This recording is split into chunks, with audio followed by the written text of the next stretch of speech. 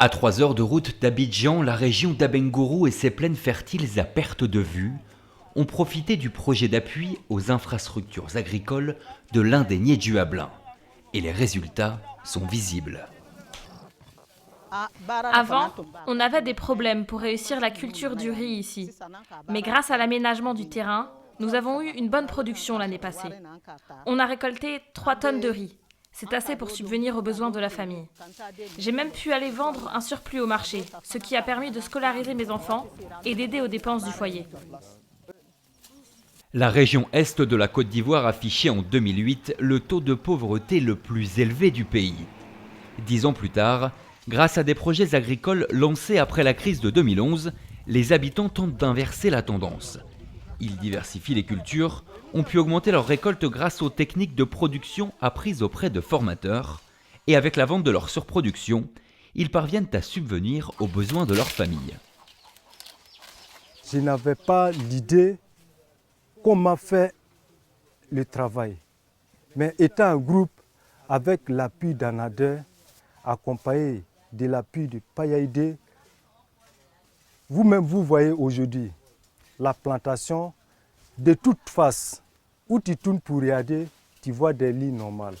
Dans le cadre de sa stratégie Nourrir l'Afrique et pour éradiquer la faim au cours de la prochaine décennie, la Banque africaine de développement a subventionné plus de 30 millions de dollars de projets.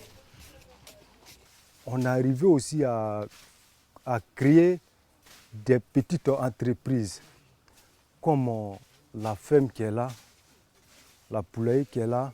Avec, on a réussi à faire des kiosques à café en ville, les caisses Orange Money. Chaque année, l'initiative permet aux bénéficiaires de réaliser de meilleures récoltes et de tirer de meilleurs dividendes après les ventes. Nous avons produit 7 tonnes de maïs sur 2 hectares. Et le groupement a vendu 5 tonnes. Nous avons aussi semé 25 hectares de manioc et ça promet beaucoup. On pense avoir un meilleur rendement qu'avant. Alors que le projet est réalisé à 80%, les impacts positifs sont visibles. Une fois réalisé, le projet devrait assurer la sécurité alimentaire sur ce territoire de 561 000 habitants. On voit que ça a boosté l'économie de la région. Ça a permis l'épanouissement des femmes qui arrivent maintenant à s'auto-suffire. Les enfants arrivent à avoir l'eau potable. Les maladies ont diminué. Les filles arrivent à aller à l'école. Je pense que le projet a apporté beaucoup à la population.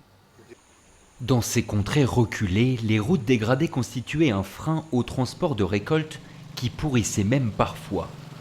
Avec la réhabilitation de ponts et de milliers de kilomètres de voies, le désenclavement est total et les productions atteignent facilement les zones de commercialisation. Avant, c'était inaccessible. En tout cas, c'était inaccessible. Même les motos, c'était pas facile de trouver une moto pour arriver ici. En tout cas, tout a changé. Tout a changé pour nous. En tout cas, on est heureux.